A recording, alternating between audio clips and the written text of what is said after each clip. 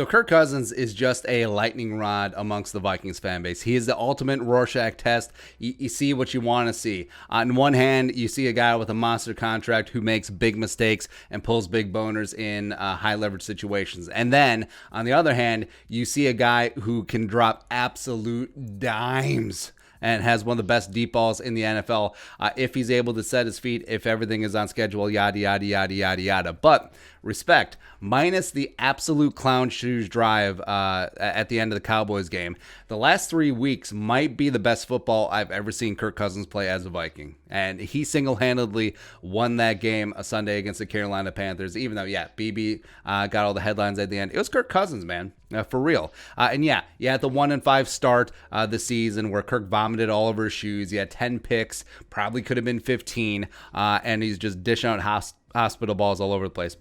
Although he's still doing that after the bye, but you have to respect how Kirk Cousins has balled out Green Bay game on, because it didn't have the sippy cup against the Packers and the Lions. Packers because it was 40-mile-an-hour winds, and the Lions because he didn't really need to throw because the Lions. But then he was elite on third down against the Bears. Again, his first Monday night win. Oh, did you know that Kirk Cousins is 1-9 on Monday Night Football? Yeah, we knew that. But he was absolutely dynamite on third down, dicing up that vaunted Bears defense. And then against the Cowboys, had a 140.1 quarterback rating and threw 3 touchdowns. And the final drive, could they have moved the ball? Should they move the ball? Absolutely. But also, the defense didn't have to allow Andy frickin' Dalton to drive the length of the field.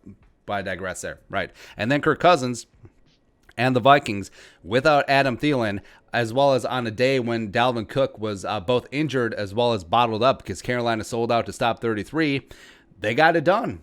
They did. So you think what happened in the Panthers game. Look what happened right after the half. So, you're up 10-7. Had a couple mistakes in 2-minute drill. Should have been 14-7, but you settle for 10-7, right? You get the ball to start the half. And then strip sack return for a touchdown. Less than ideal. And then you have another fumble 6 by Dalvin turfing it, as well as Dalvin goes out with injury. So you're down 21-10, and you're just thinking, okay, not our season. Injuries, Rona, everything has been stacked against us. We're just going to mail this thing in, and just another sad sack Vikings loss. We'll probably end up losing 41-10 or something like that. So it's whatever. But Kirk Cousins, I mean, you've seen Kirk Cousins roll over and die before. You've seen this team under Zimmer and this team in general since 1961 in this exact same spot. Just like, not our day. We quit. Sure. But no Thielen, no Irv, no protection, no Dalvin for a while. And they just came back. Justin Jefferson getting triple teamed. Ole B.C. Johnson getting going. Chad Beebe getting going. Rudy had himself a game. Kirk Cousins was the distributor. Damn, he balled. Completed 75.6% of his passes. 3 touchdowns and led them on 3 fourth-quarter scoring drives. 18 total points. Had a field goal, 2 touchdowns, as well as a 2-point conversion. Also ran for 2 big first down conversions as well. Woo.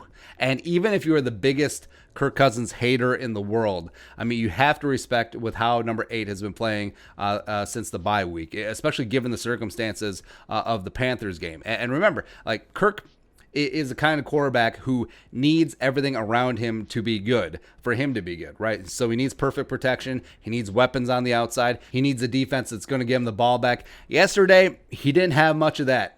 I mean, outside of Jefferson and the receiver, sure. Protection was shoddy all day, even though they only got to him twice, as well as that defense sort of came and went against Teddy. So the fact that they were able to get that done when they were behind the 8 ball, down 11, down 2 scores in the second half, you have to take your hat off. Kirk Cousins did the damn thing. And also, you look at what is ahead. Vikings have 5 games left on the schedule. Every single one of them can be imminently winnable, right? And the Vikings, if they win out, they control their own destiny. Thielen will be back. He'll be off of COVID reserve. Irv hopefully will be back from that groin and back injury. Ezra will hopefully be back from that ankle. So everyone is getting together and healthy and on the field all at the same time. Woo! No one wants a piece of this team in the playoffs, especially if Kirk Cousins is going to play like this.